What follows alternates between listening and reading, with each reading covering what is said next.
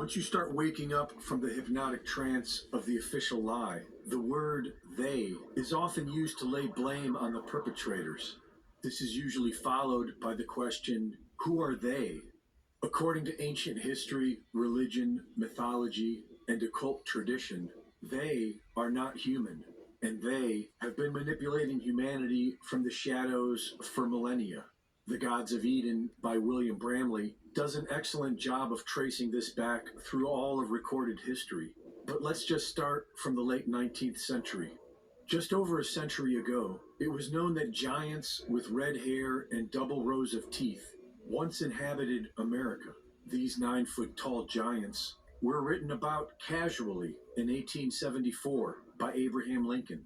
A few years later, the Smithsonian Institute began confiscating giant mummies and skeletons by the thousands. In 1886, the exclusive Jekyll Island Club was founded and built upon an ancient burial site of the Timucua tribe, who were said to be giants.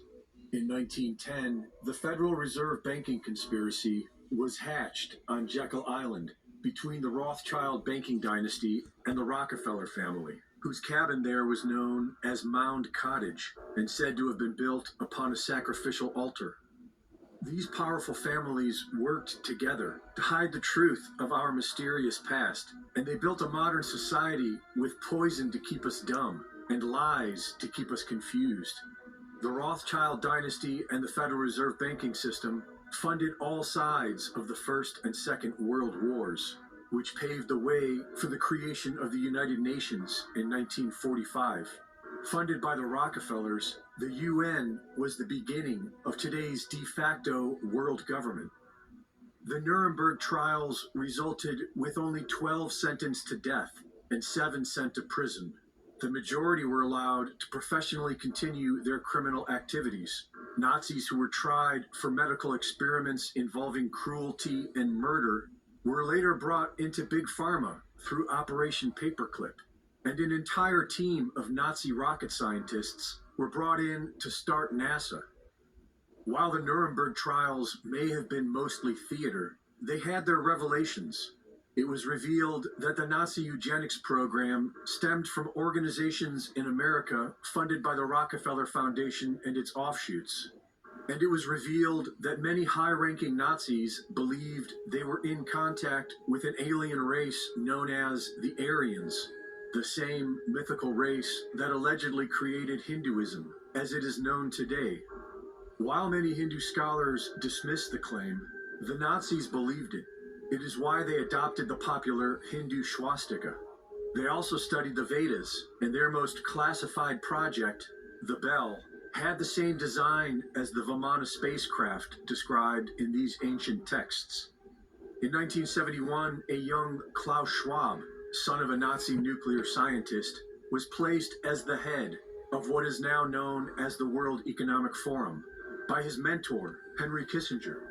In 1974, Rockefeller protege Henry Kissinger wrote National Security Memorandum 200 for the United Nations.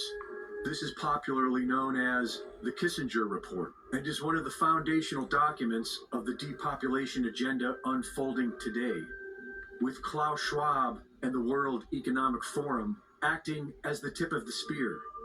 And so who are they? Several will say it's the Rothschild family, but they seem to work for the crown. Others argue that the Vatican holds more sway. Many people insist it's the Jesuits, and some swear it's the Jews. According to occult records, a character named Sanat Kumara rules over the world from inside the earth, along with a group known as the Great White Brotherhood, 7 in total. Helena Blavatsky says these 7 Kumaras are the same as the 7 Dhyanis, the 7 archangels, and the 7 Elohim, the 7 representing the 7 sisters, also known as the Pleiades star cluster.